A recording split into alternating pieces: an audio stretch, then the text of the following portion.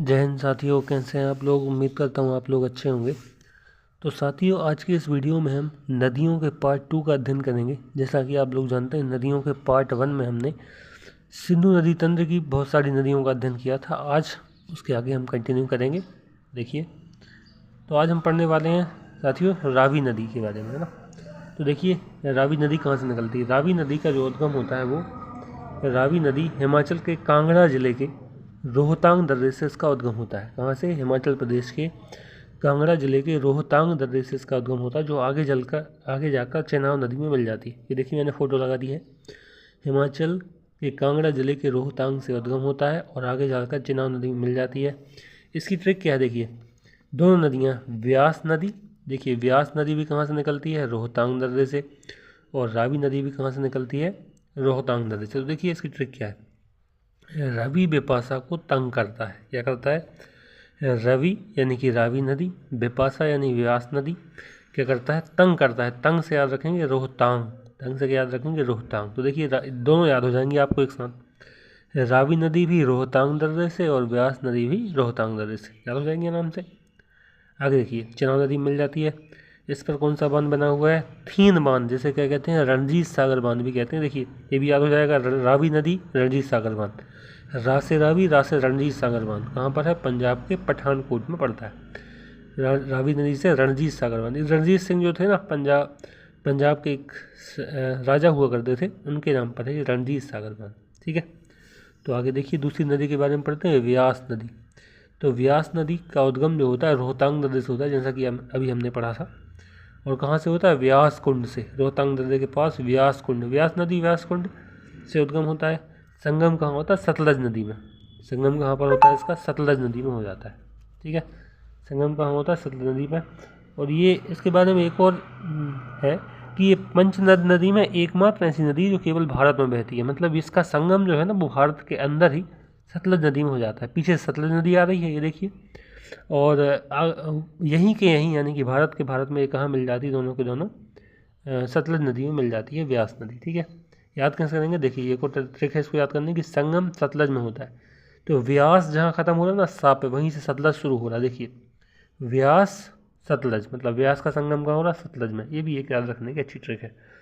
तो आगे देखिए, इसी संगम पर हरिके बैराज बांध बनाकर इंदिरा गांधी नहर में, हरिके बैराज बांध बनाकर राजस्थान में इंदिरा गांधी नहर से पानी पहुँचाया गया। आप जानते हैं राजस्थान का इलाका मरुस्थल का इलाका है, पानी वगैरह की कमी है। तो इस यहाँ पर जो संगम है ना, उस पर बांध बनाया है, हरिके बैराज बांध। और राजस्थान में इंदिरा गांधी नहर, मतलब नहर जो बनाई है उसका नाम क्या है? इंदिरा गांधी नहर के माध्यम से पानी पहुँचाया गया। देखिए, इंदिरा गांधी नहर भारत की सबसे बड़ी नहर, IMP क्वेश्चन है। 649 किलोमीटर, 649 किलोमीटर की बड़ी नहर है। 1987 में इसका कार्य पूर्ण हुआ था। तो क्वेश्चन आता है, सबसे बड़ी नहर कौन सी भारत की? तो इंदिरा गांधी नहर। इस नहर को राजस्थान नहर या मरुगंगा नहर के नाम से भी जाना जाता है। मरुगंगा यानी मरुस्थल की गंगा, मरुगंगा यानी मरुस्थल की गंगा। तो क्वेश्चन आता है, मरुस्थल की गंगा किस नहर को कहते हैं? तो इंदिरा गांधी नहर। फिर देखिए, ये भी पढ़ाया था मैंने आपको, पंचनद में एकमात्र ऐसी नदी जो केवल भारत में बहती है। फिर 326 ईसा पूर्व सिकंदर के सेना ने व्यास नदी को पार करने से इनकार कर दिया। ये आपने इतिहास में पढ़ा होगा। 326 ईसा पूर्व जब सिकंदर भारत में आया था, तो उसने सबसे पहले हाइडी स्पीच के युद्ध में पोरस को हराया। फिर उसके बाद सिकंदर की सेना आगे बढ़ी, तो व्यास नदी को पार करने से सेना ने इनकार कर दिया। याद कैसे रहेंगे? व्यास नदी का व्यास काफ़ी बड़ा था। व्यास यानी क्या होता है? जो दूरी रहती है ना वृत्त की, उसको व्यास कहते हैं। तो इसलिए व्यास ज़्यादा था, ऐसे ट्रिक है याद करने की। तो व्यास ज़्यादा था, इसलिए सेना ने पार करने से इनकार कर दिया कि भैया पार करते करते तो हम थक जाएंगे, इसका व्यास ज़्यादा है क्योंकि। तो वैसे इसको याद रख सकते हैं। आगे देखिए, आगे कौन सी नदी है? सतलज नदी। तो तिब्बत में इसका उद्गम कहाँ से होता है? मानसरोवर के पास राक्षस ताल झील से उद्गम होता है। कहाँ पर? मानसरोवर के पास राक्षस ताल झील। याद कैसे करेंगे? देखिए, राक्षस को कौन सताते हैं? राक्षस को सताते हैं। राक्षस जो है वो सताते थे पहले, है ना। पहले आपने देखा होगा, इतिहास में पढ़ा भी होगा कि राक्षस जो है वो संतों को क्या करते थे? परेशान करते थे, सताते थे। राक्षस संतों को क्या करते थे? परेशान करते थे। देखिए, संत से हो जाएगा या सताते से हो जाएगा सतलज नदी, और राक्षस से हो जाएगा राक्षस ताल, ऐसे याद कर सकते हैं। और तिब्बत में ऐसे क्या कहते हैं? लोंगचेन खम्बाब। चूँकि तिब्बत में दूसरी भाषा है तिब्बती, इसलिए तिब्बत में क्या नाम है इसका? लोंगचेन खम्बाब नदी। ठीक है, सतलज नदी को तिब्बत में लोंगचेन खम्बाब के नाम से जाना जाता है।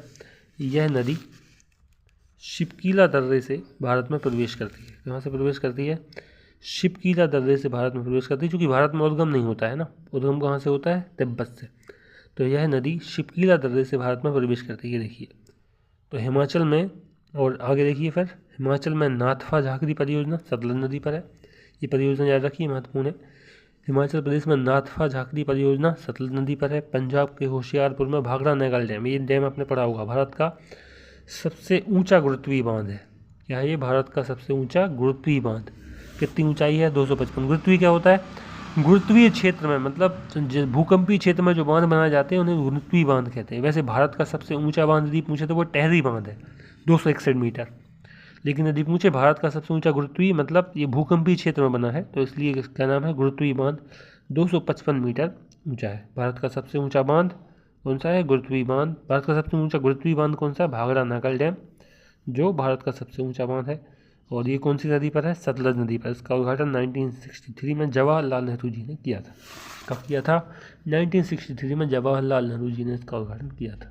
ठीक है, तो ये हुआ सिंधु नदी तंत्र अपना कंप्लीट हो गया। इसके बाद नेक्स्ट वीडियो में हम ब्रह्मपुत्र नदी तंत्र या गंगा नदी तंत्र के बारे में अध्ययन करेंगे, जो कि पार्ट 3 में आएगा। यदि आपको ये वीडियो पसंद आया है तो चैनल को लाइक और शेयर सब्सक्राइब जरूर कर दें। धन्यवाद। जय हिंद।